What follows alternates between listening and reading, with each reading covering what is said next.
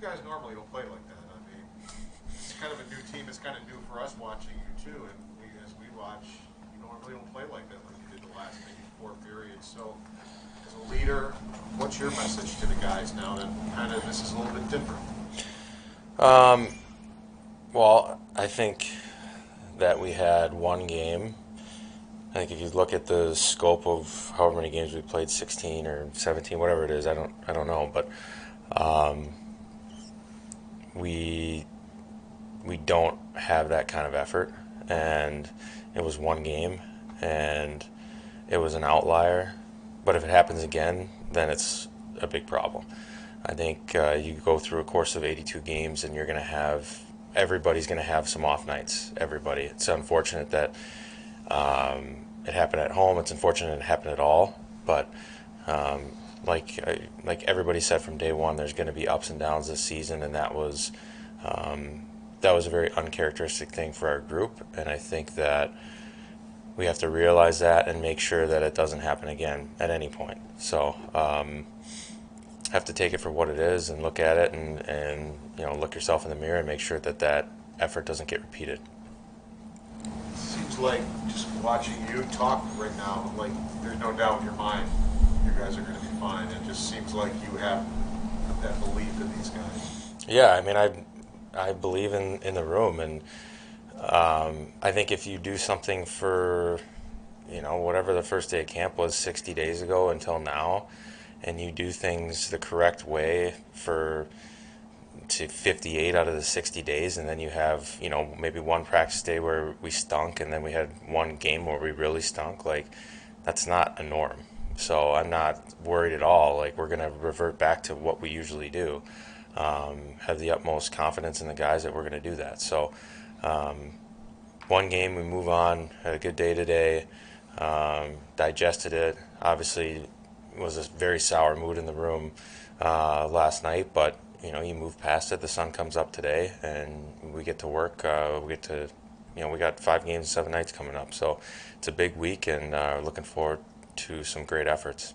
What is it when you look for that lets you know we're handling this the right way, or do you have to wait until Sunday for that?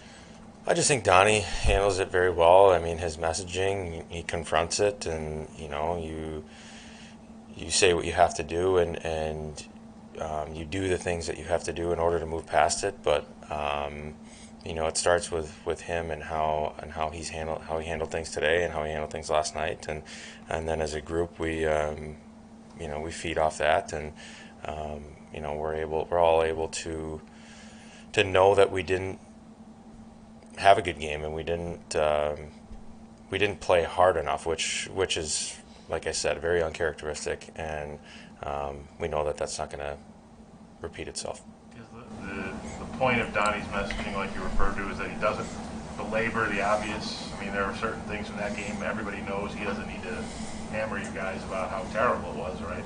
Yeah, I mean,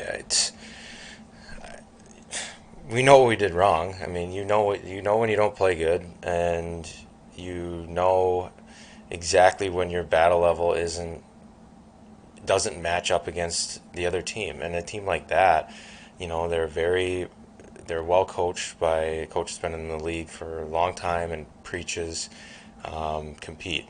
And so when you don't match that, it's just everything snowballs. And it snowballed in a hurry last night for us, and it wasn't good. So everybody's been in games like that. You've all seen games like that from us doing it to other teams, from them doing it to us over the years. And so when you get in a game like that, it's difficult. But and I've been here through some ups and downs where you know I understand the fans' frustration. Like they've seen games like that probably too often over the last 10 years that we haven't made the playoffs. But from this group, they've seen one, and it's our job to not make that number two. Dahl's the type of coach to yell and scream on the bench, but he mentioned that in Pittsburgh there was one shift where he didn't like what he saw, so he wanted to speak up and make sure the entire group heard it. What about his approach do you think really resonates and is effective in that way? Well, I think he's very honest, and like you said, he's not a yeller and a screamer. So when he when he uses that tactic, it's everybody's ears perk up, and you know that you did something wrong, and it's not just you made a mistake with the puck, or you tried to make a play and it didn't work. Like, that's not the case. It's something that's serious that needs to be addressed, and I'm probably pretty similar. I don't lose my cool very often, but you'd like to think when you do that, people listen. Kyle, you started with this game. You've got 5 games in 7 days. Some of these guys in the NHL probably haven't done this yet. I mean, how do you get the team prepared now for a really rough stretch here?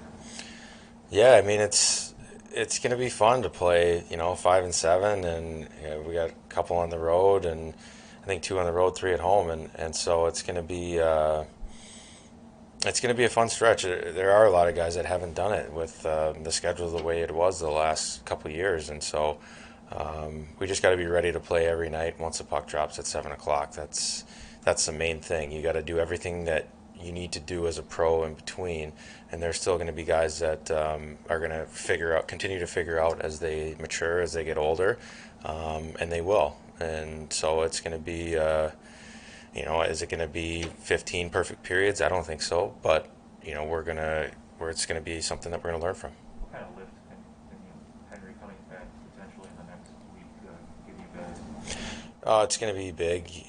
He's been so solid for us the last couple of years since he's came over here, and I really like the way that he looked in camp and in that first game, and gives us another right shot back there too, which is nice. And he's just a very solid defenseman, very smart, moves the puck well, and is only going to get better. Thank you. Thanks, guys.